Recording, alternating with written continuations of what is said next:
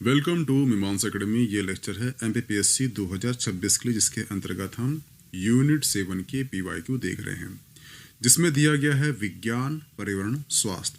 हमने अब तक यहाँ से जो पर्यावरण के कारक, पर्यावरण तंत्र के जितने पीवाईक्यू हैं जो 2012 से लेकर 2025 तक आ चुके हैं, ये सभी हमने कंप्लीट कर लिए हैं। आज हम करने वाले हैं जैव विविधता के, जिसमें से 1994 से लेकर 2025 तक जितने क्वेश्चन आपके मध्य प्रदेश पीएससी के जितनी भी एग्ज़ाम होती है, वो मेडिकल की हो, पशु चिकित्सा का हो, एपी की हो, कुल सचिव की हो, ठीक है, जितने भी एग्ज़ाम हो वो सारे एग्ज़ाम के पीवाईक्यू यहाँ पर सम्मिलित है। तो प्लीज़ लेक्चर वॉच करना। चलिए देखते हैं क्वेश्चन।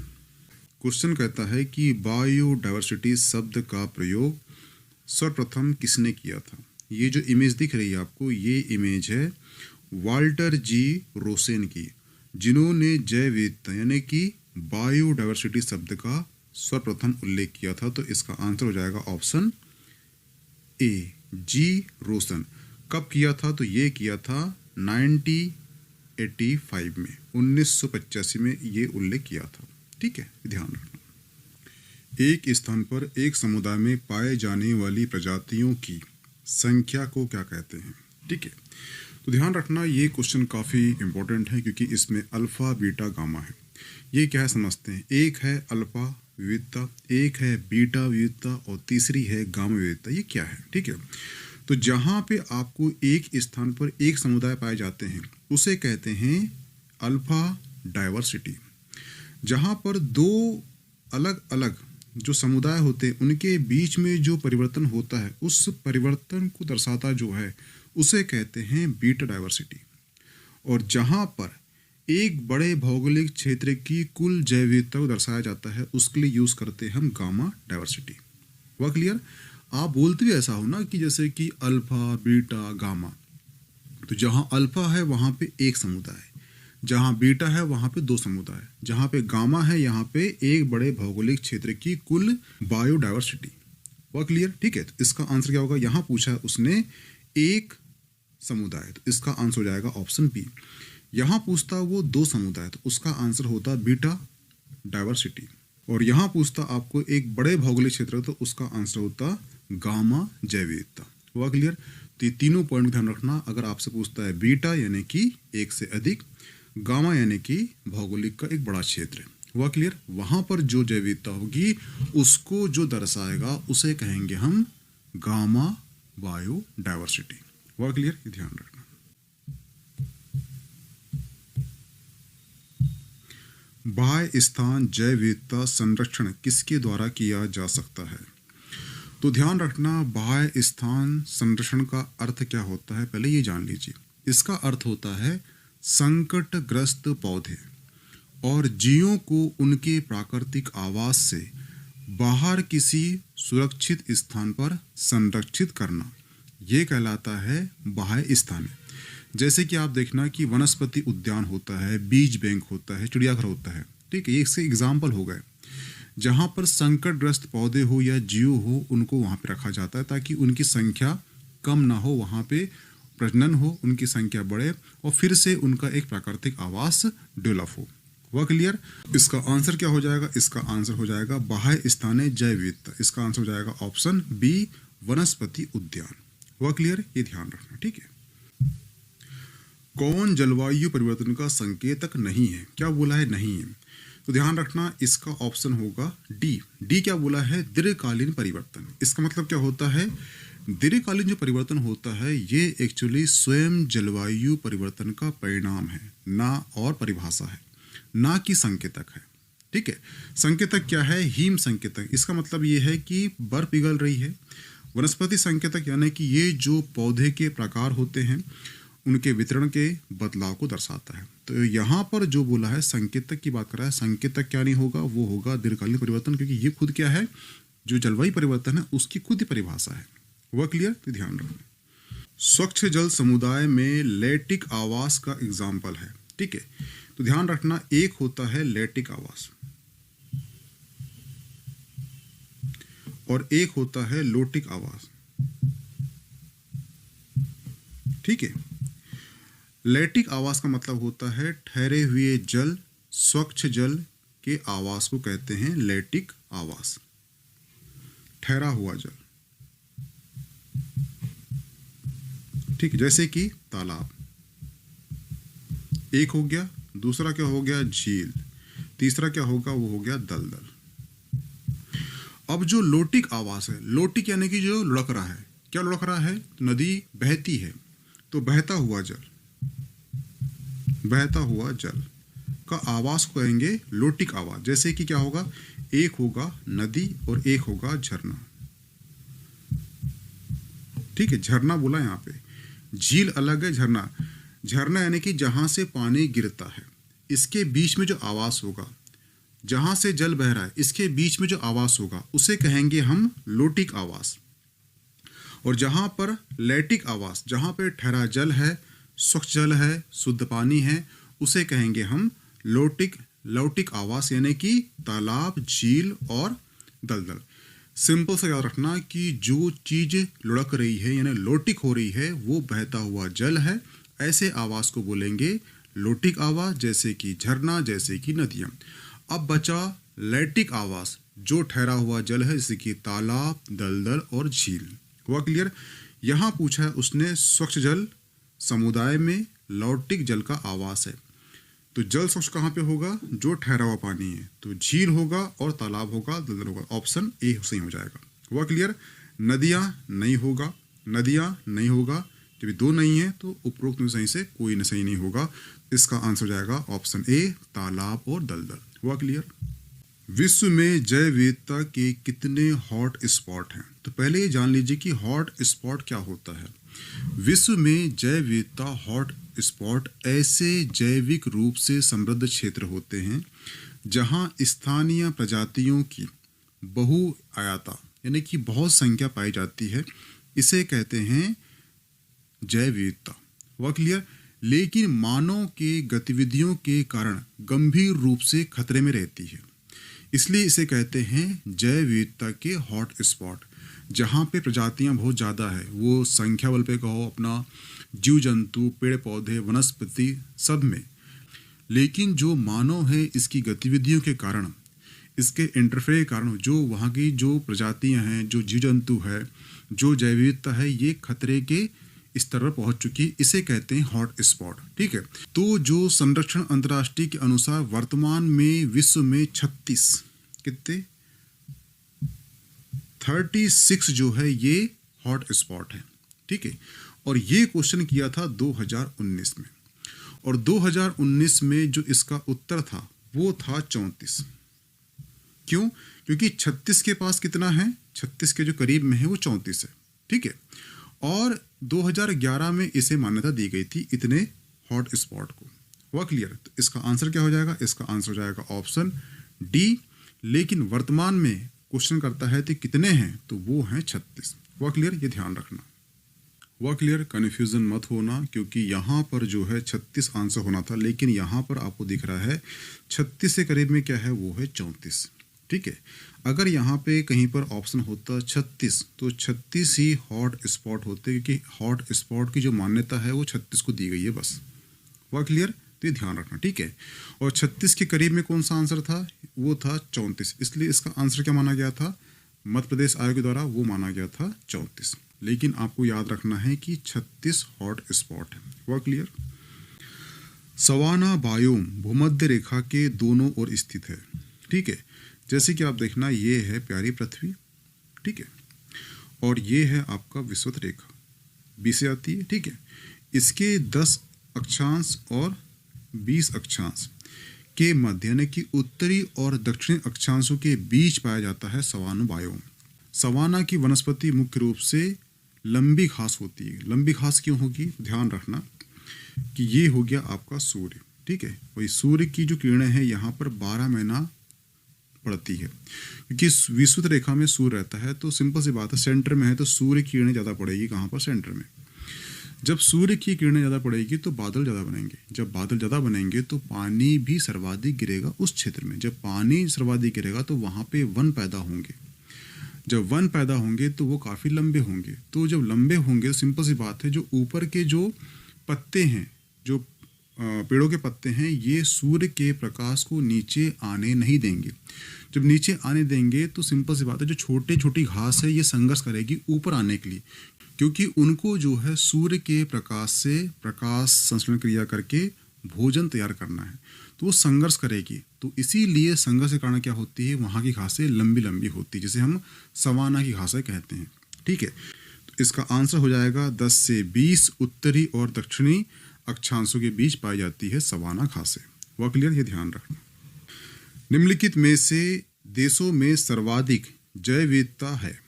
ठीक है, तो ध्यान रखना, जो ब्राज़ील है, ठीक है, ब्राज़ील को विश्व में सर्वाधिक जैव विविधता वाला देश माना जाता है, क्योंकि यहाँ विश्व के सबसे बड़े वर्षावन अमेजन का एक बड़ा हिस्सा मौजूद है। इसलिए इसकी भौगोलिक स्थिति विशेषकर भूमध्य रेखा के पास होना समृद्ध और विविधता पारिस्थितिकी तंत्र के विकास में सहायक है।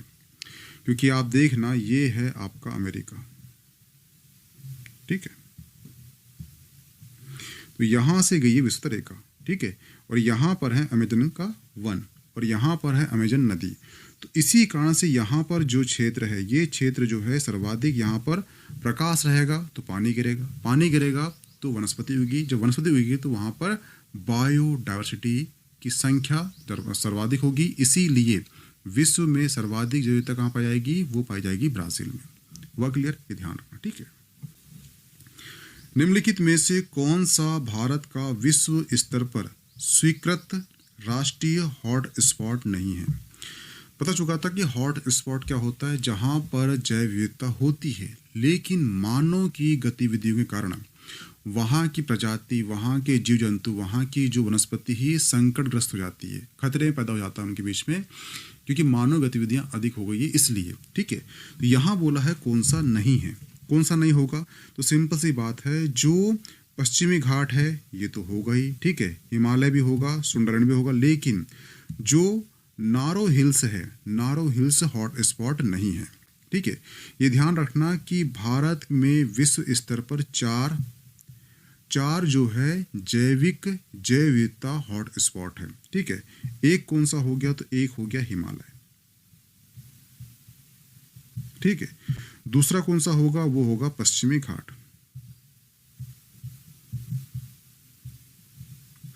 ठीक है, तीसरा कौन सा होगा, वो होगा इंडो वर्मा क्षेत्र।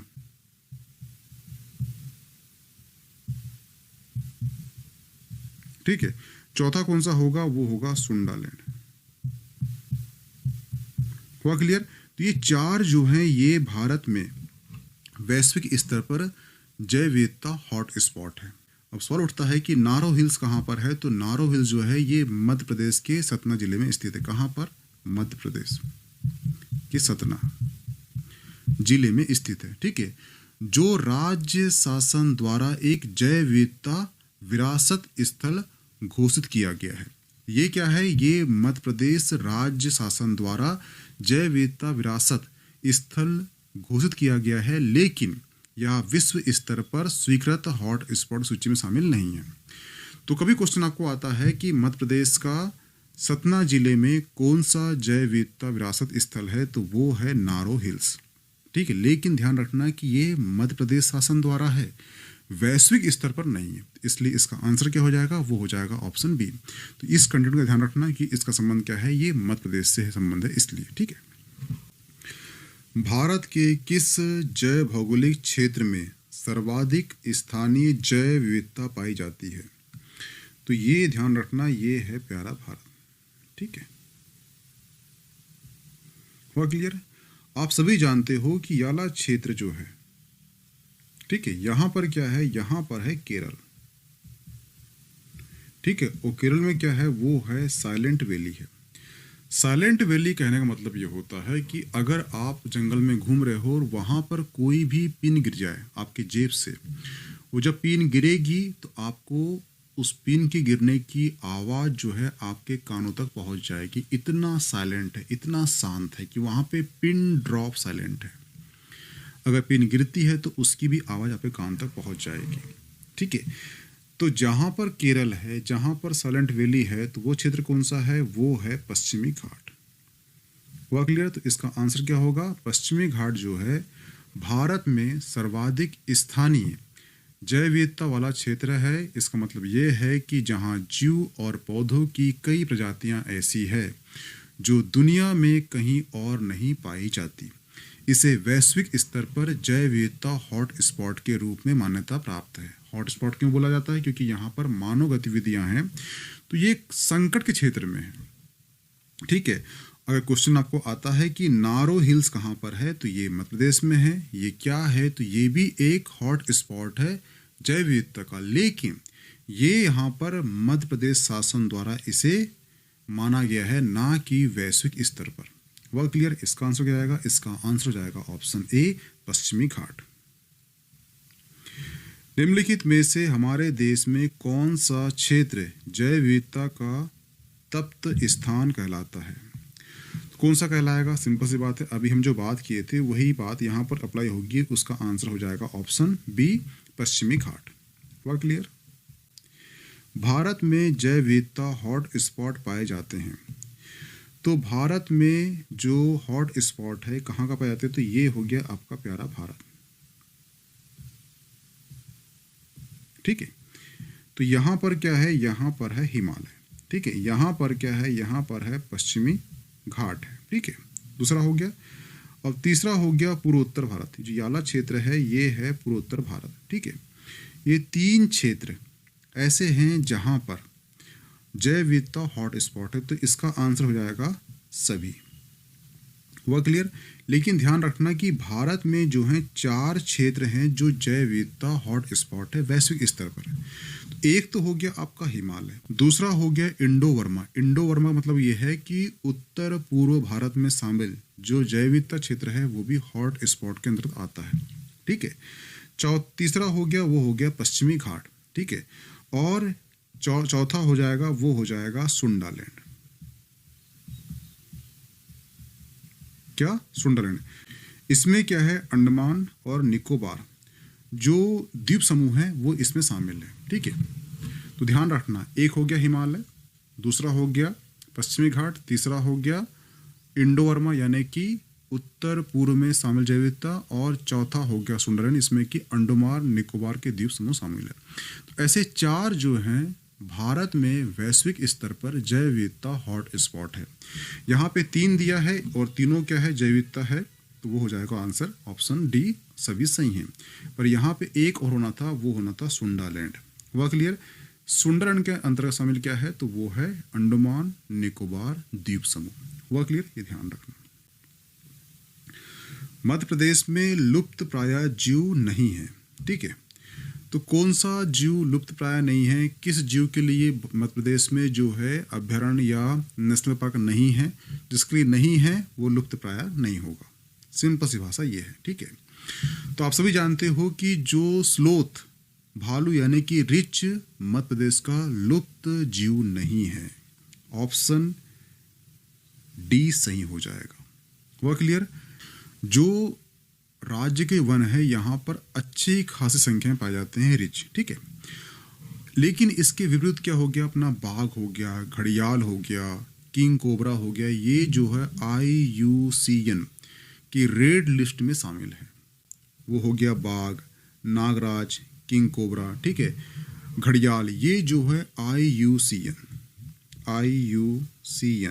की जो रेड लिस्ट में शामिल है। तो मध्य प्रदेश में इनकी स्थिति भी क्या है? संकटग्रस्त है और लुप्त है। तो मध्य प्रदेश में इनकी स्थिति जो है संकटग्रस्त है और लुप्त प्राय है। ठीक है। तो इसका आंसर क्या हो जाएगा? इसका आंसर हो जाएगा ऑप्शन डी, स्लोथ भालू यानी कि रिच। भारत का प्रथम समुद्री राष्ट्रीय पार्क कौन सा है? तो ये जान लीजिए आप, है ये प्यारा भारत। ठीक है। और ये क्षेत्र कौन सा है? तो ये क्षेत्र है गुजरात का। गुजरात में क्या है? वो है जामनगर। ठीक है। और जामनगर में क्या है? तो वो है कच्छ की खाड़ी। ठीक है। और कच्छ की खाड़ी जो है ये भारत का प्रथम समुद्री राष्ट्रीय पार्क है और इसकी स्थापना कब की गई है? इसकी स्थापना की गई है 1982 में की गई है। हुआ क्लियर? जो जामनगर तट के पास स्थित है और इसमें लगभग 42 द्वीपों का ये समूह है और ये भारत का प्रथम समुद्री राष्ट्रीय पार्क है, ये ध्यान रखना। हुआ क्लियर? सामाजिक वानिकी के अंतर्गत उत्पन्न किए गए पौधों का सर्वोत्तम एग्जाम्पल है, तो उसका आंसर है ऑप्शन ए, एकोसिया निलोटिका। इसका मतलब क्या होता है? वो होता है बबूल। ठीक है, सबसे पहले समझ जाइए कि जो सामाजिक वानिकी क्या होता है। सामाजिक वानिकी कहने का मतलब ये है कि ऐसे वन लगाना है जिससे पर्यावरण, समाज और ग्रामीण विकास में मददगार साबित हो। ग्रामीण विकास में मददगार साबित हो, जैसे कि इसमें पेड़ लगाएंगे बबूल के। ठीक है, तो बबूल के पेड़ जब बड़ा होगा तो उससे जो लकड़ी प्राप्त होगी, उस लकड़ी की चेयर, फर्नीचर, दीवान, सोफ़ा, दरवाजे आदि बनाकर ग्रामीण के जो लोग हैं उसे बेच सकते हैं। तो इससे ग्रामीण की जो अर्थव्यवस्था है उसमें गति आएगी। ये पहला पॉइंट हो गया। दूसरा जो पॉइंट है उसमें ऐसे पेड़ लगाए जाते हैं जो ईंधन की लकड़ी जिससे बनती है, आग जलाकर खाना बनाया जा सके। दूसरा पॉइंट है उसमें ऐसे पौधे लगाए जाते हैं जो फूल और पत्ते देते हैं और उन फूल और पत्ते को खिलाया जाता है गाय और बकरियों को, जिससे गाय से निकलेगा दूध और दूध बेचकर जो है ग्रामीण अर्थव्यवस्था में बूस्ट आएगा। बकरी का यूज़ होता है मांसाहार के लिए, तो जो ग्रामीण अर्थव्यवस्था है इसमें डेवलप हो जाएगा। ऐसे वन को डेवलप करना है, ये आता है सामाजिक वानिकी में। वह क्लियर है? इसका आंसर क्या होगा? वो होगा ऑप्शन ए, एकोसिया निलोटिका। वनों में सर्वाधिक हानि विनाश का स्रोत है। क्या है? तो वो है मानव। मानव ने सबसे पहले प्रकृति का विरोध किया था जब वो 4 टांगों से 2 पैरों में आया था। उसी दिन जो है सर्वप्रथम मनुष्य ने विरोध किया था प्रकृति का, और तब से वो जो कुछ भी कर रहा है उससे सिर्फ जो वन हो गए, जो इन्वायरमेंट हो गया, जलवायु हो गया, या वन हो गया या प्रकृति हो गया, उसे नुकसान पहुंचा रहा है। तो वनों के सर्वाधिक हानि या विनाश का स्रोत क्या है? तो वो है मानव। वह क्लियर? ये ध्यान रखना।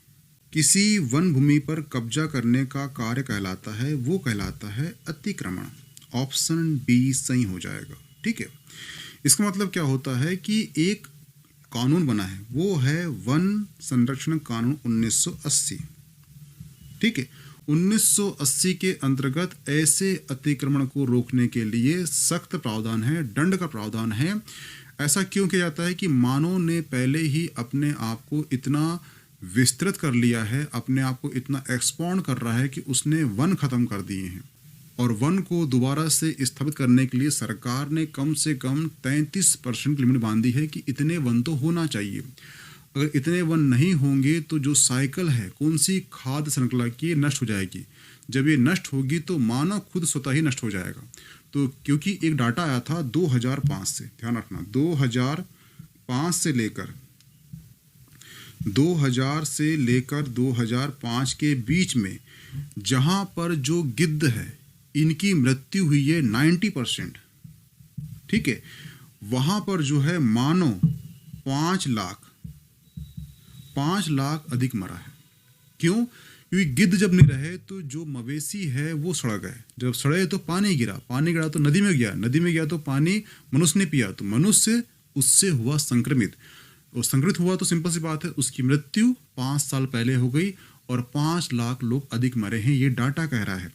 ठीक है, तो सिंपल सी बात है, जो साइकिल अगर बीच में टूट जाएगी तो जो वनस्पति है, जो जीव जंतु है, जो खाद्य श्रृंखला है, ये तो यही कारण है कि अगर 33% वन कम होते हैं तो जीव जंतु लुप्त हो जाएंगे, और लुप्त होंगे सिंपल सी बात है, जिस प्रकार से गिद्ध लुप्त हो चुके हैं तो मनुष्य की जो मृत्यु है ये 5 लाख लोग अधिक मरे हैं। सिंपल सी बात यह है कि अगर हम प्रकृति को बचा रहे हैं तो इसका सिंपल सा मतलब क्या है, ये अपने आप बचा रहे हैं। इसीलिए वन या भूमि के अतिक्रमण को रोकने के लिए 1980 में सख्त प्रावधान किए गए हैं।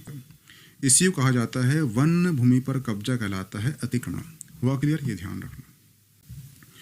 और ये जो कंटेंट है, ये कंटेंट ध्यान रखना आप मेंस के लिए, कभी आप मेंस में इन्वायरमेंट संबंधी कोई भी नेगेटिव पॉइंट लिखते हो कि इन्वायरमेंट के विनाश से मानव के जीवन में क्या प्रभाव पड़ता है, तो उस कंडीशन में इस कंटेंट को आप लिखना वहाँ पर, तो आपको नंबरिंग अच्छी मिलेगी। ये डाटा बिल्कुल एक्चुअल है, ठीक है।